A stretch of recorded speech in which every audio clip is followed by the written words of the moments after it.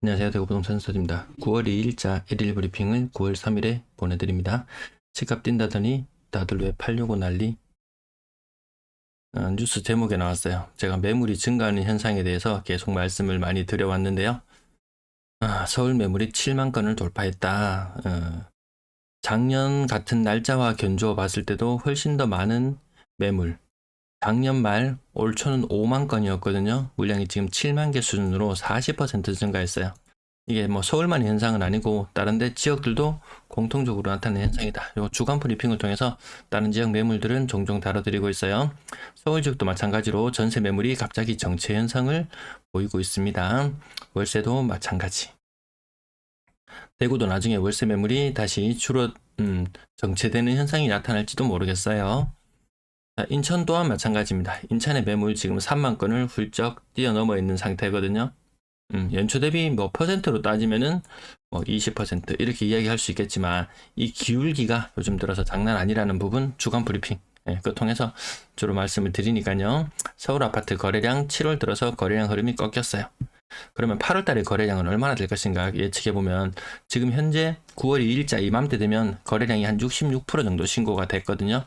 그러면 남은 33%, 한 1100건 정도 더 신고된다고 보면 8월의 거래량은 3300건 정도 될 것 같아요. 근데 9월은 거래량이 조금 더 상황이 나을 것 같기도 합니다. 네, 다른 부분들이 있고요.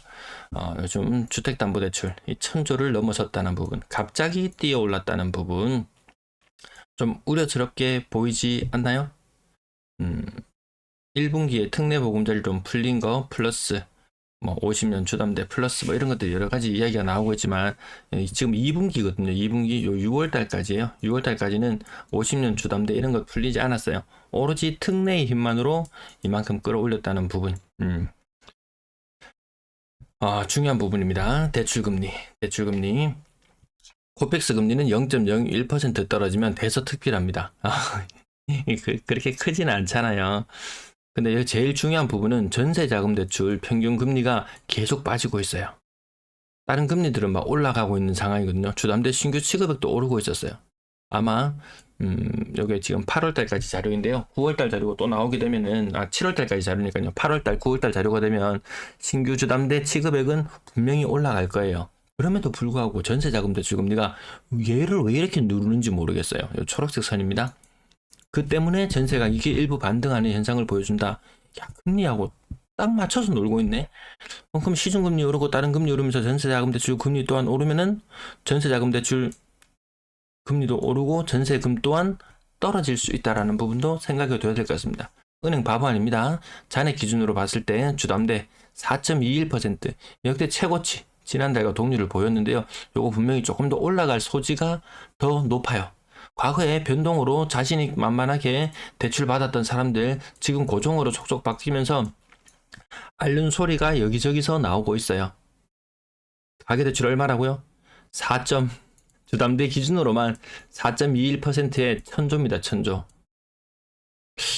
이렇게 되면 이 연간 이자 비용만 해도 얼마인가요? 40조.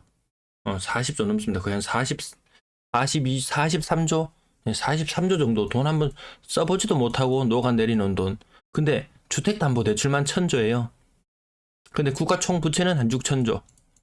가계 부채 한 3000조 정도 된다 그러죠. 이거 하고 뭐 가계 신용도 더해지고 그 다음에 뭐 소상공인들 대출 받은 것들 자영업자 대출 1000조라 그러죠. 또 이런 것들이 이미 3000조. 그래도 뭐 집값 갈라 그러면 가겠죠. 또 우려스러운 부분 또 있습니다. 요거 1년치 서부 텍사스산 증질류 요거 가지고 와봤는데요. 86불입니다. 80불 이야기했던 게 엊그제 같은데 70불 아래로 내려가고 60불 간다는 이야기 나왔던 게 엊그제 같은데 이때만 해도 자 이제 물가가 잡힌다라고 이야기했어요. 우리나라는 지금 요행수만 바라고 있는 것 같아요. 미국이 금리를 떨어뜨려 주기를, 유가가 떨어지기를. 이것만 되면 중국이 또 선수 경제 상황이 좋아져서 또 선순환 구조를 만들어주고 좋은 게 좋은 거다. 물론 좋은 게 좋은 거죠. 자, 1분기 작년 1분기 높았던 유가만큼 지금 올라와 있다. 이거 물가 상승 요인됩니다. 소비자 물가지수나 이런 것들 나중에 발표 날 때쯤 되면은 물가가 다시 반등하는 흐름을 보일 거예요. 뭐 CPI 이런 것들 여러 가지 지표들 발표될 때 보면은 와, 지금 유가가 이때 수준입니다. 작년과 같은 수준이에요. 자, 매도 물량 상승 흐름을 타고 있다는 것이 대구만의 문제가 아니라는 것을 우리는 봤습니다. 4,000건 정도면 대구는 한 연초 대비 한 13%, 인천은 20%, 서울은 40%, 이렇게 물량이 증가하고 있는 흐름 속에서 이것이 가속도가 붙으면서 물량이 늘지 않을까 이런 생각을 해봅니다. 왜? 전세금 받아가지고는 담보대출 같은 것들 반환대출 뭐 된다 그래갖고 안심하고 있었는데 웬걸 반환대출 받으려고 보니까 은근히 걸리는 부분들이 생기고 금리가 부담스럽고, 야 이건 내가 대출 받아가지고 집을 두 채 세 채 유지하고 있는 것이 과연 실익이 있는가라고 따져봤을 때, 야 그래 지금 조금이라도 반등했을 때 정리하자, 이런 생각을 하는 사람도 있으니까 물량이 늘어나는 게 아닐까요? 전세 물량 요렇게 살짝 다시 올라가고 있습니다. 그게 가장 중요한 근래의 포인트라고 계속 말씀을 드려왔습니다. 거래량 82건 신고되었고요. 약 8월의 거래량 1388건, 약 700건 정도 되면은, 플러스 700건이 되면은 거래량이 2000건을 뛰어넘을지도 모르겠어요. 그래서 상승을 이야기하고 싶은 사람은 제가 논리를 이야기해달라, 나를 짓밟고 뭐 무시하고 비난하고 이렇게 하지 말고 논리를 이야기해달라, 그럼 이런 걸 가지고 오면 됩니다. 자, 주간 거래량이 500건에 육박하는 주가 2주 연속 나왔어요. 이런 흐름으로 간다면은 8월의 최종적인 거래량은 2000건을 훌쩍 뛰어넘을지 모르겠어요. LH의 도움이 없더라도 2000건을 뛰어넘는 것은 처음 나타나는 현상이에요. 가을장 대단해요 라고 이야기할 만하지 않나요? 요런 수치를 가지고 오면은 제가 차라리 납득을 하겠어요. 그럼 저는 또 이야기하겠죠. 거래량이 이렇게 늘어남에도 불구하고,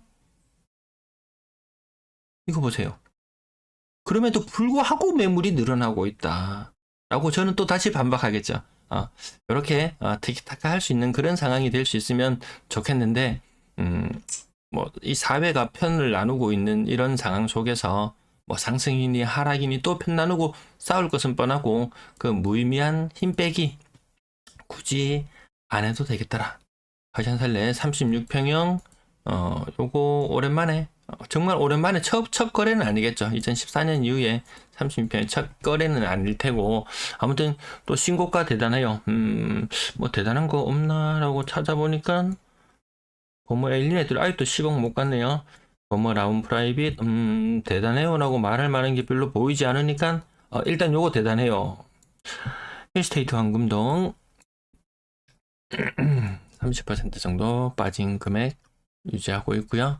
침산 1차 푸르지오 40평형대 가격 6억 8천, 동대구 이안 센트럴 D 6억 초반, 캐슬 골드파크 1단지 5억 중반, 월배 삼성 그린코어 포레스트 5억 2,100.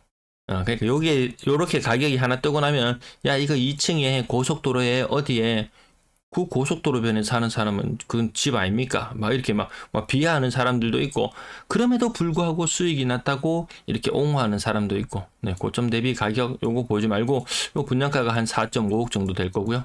이런저런 뭐 부대 비용 다 하고 마지막 팔았을 때 차익 있으면 또 세금 나갈 테니까 하고 나면은 한 2천만 원 손에 쥐었을려나? 1,000만 원, 2천만 원? 네, 그 정도 아마 손에 쥐었지 싶어요. 그래도 수익이 어디야? 라고 이야기하는 분들도 계시겠지만, 이 팔았는 사람은 이런 가격들을 기억해요. 분양권 상태에서 거래되었을 때 막 7억, 8억 이렇게 막 거래되던 그 금액을 기억하지, 분양가를 기억하지는 않습니다. 그래, 팔았는 사람도 이 상실감이 장난이 아닐 것이다. 그렇게 생각해 보면 되겠네요. 수목원 제1풍경채 39평형 5억 900. 아이고야, 많이 올라왔습니다. 반등도 꽤 합니다. 오프라 W 23년식임에도 불구하고 5억대. 복현자이 5억. 이건 좀 비싸게 거래된 느낌은 있어요. 직거래였구나. 대신 센트럴 자이 고점, 또 다른 고점도 있어요. 7억을 넘어가는 고점도 있지만, 아무튼 요 타입에서는 지금 20% 조금 더 빠진 5억. 요게 4억까지도, 거의 4억 초반까지도 가격이 아마 아주 희소하게 밀렸고, 매물은 아마 4억 중반대에 있는 매물이 가장 일반적이었지 싶어요. 그래 한 10% 반등했네. 이렇게 쳐주면 될 것 같은 느낌이 듭니다. 삼덕 청아람.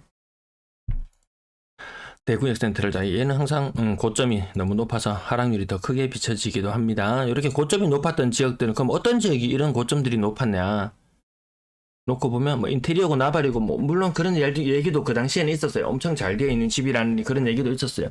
근데 시간이 지나면 그런 것들은 다 사라지고 그냥 저 아파트 고층 얼마 이것만 기억에 남게 되죠. 그럼 이런 지역들이 대구에 제법 보이잖아요. 주상복합 숲을 이루는 그곳에 인근에 있는 집들 같이 가격이 올랐어요.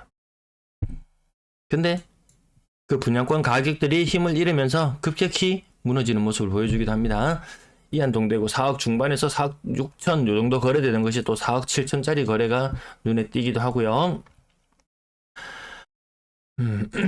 동대구 우방 아이유쉘 가격 4억 초반 요 다 고놈입니다. 이안동대구 동대구 우방 아이유쉘 고층임에도 불구하고 4억 4천 얘는 4억 7천 여기 어떤 것은 저층으로 조금 내려오면 4억 3천 요 가격들도 보시면 고층과 저층의 가격 차이는 10% 정도 나는구나. 네, 그 정도 이해하시면 되겠습니다. 상인화성파크드림 4억. 근데 옆에 상인센트럴 자이는 분양을 하면 뭐 분양가가 7억이니 8억이니 이런 이야기가 나오고 있죠. 참 아이러니하죠. 그러면은 과거에는 어땠냐? 상인화성파크드림 분양을 앞두고 요거 누군가가 한 5억에 한 개 사고요. 그리고 한두 달 있다가 누가 또 6억에 한 개 사고 또 누가 한두 달 있다가 7억에 한 개 사고 또 누가 한두 달 있다가 8억에 한 개 사면은 우와 7억 분양가 해자네요. 또 이런 이야기가 나왔을지도 모르겠어요. 네, 4억 초반 조금 뭐 비싸다 싸다. 평당 1,000만원짜리 아파트로 금방 떨어지거든요. 평당 1,000만원짜리 아파트로 국평 기준으로 뭐 대구 아파트 누군가가 댓글에 남겼어요. 대구 아파트 평당 1,000만원이면 충분하다 이런 댓글을 남기니까 평당 1,000만원 어딨노 걸베이 새끼가 이러면서 글을 달았어요. 대구 사실 이 평당 1,000만원짜리 아파트 이 이하에 사는 사람이 한 절반 정도 됩니다. 평균 매매 가격이 3.4억이잖아요. 대구가 요 정도 선에서 움직였죠. 근래는 뭐 3.2억 수준으로 조금 떨어지긴 했지만 이건 어디까지나 평균이 3.2억입니다. 평균은 늘상 말씀드렸지만 상위 30%예요. 상위 30%.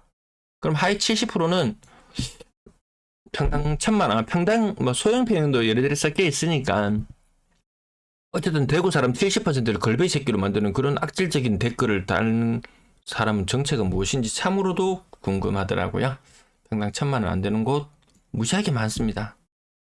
소형 평형 중간중간 여기 섞여 있는 것들 3억을 살짝 상회하는 모습들도 보여주지만 평당 1,000만원 안 되는 곳 무지하게 많다라는 부분. 근데 거기도 사람이 살고 있고 살만하더라. 다만 시간이 지나니까 아파트도 조금 나이가 들고 거기에 사시는 분들도 조금 나이가 들고 그럼 뭐 이제 앞으로 사회적인 문제가 될 부분들이니까 제가 따로 언급하진 않아도 될 것 같네요. 거래량이 가을장이 되면 대단해요 나올지도 모르겠어요. 근데 대단해요와 이것이 대격돌이죠. 대격돌입니다. 대단해요와 특례의 대격돌. 과연 어떤 결과를 남길지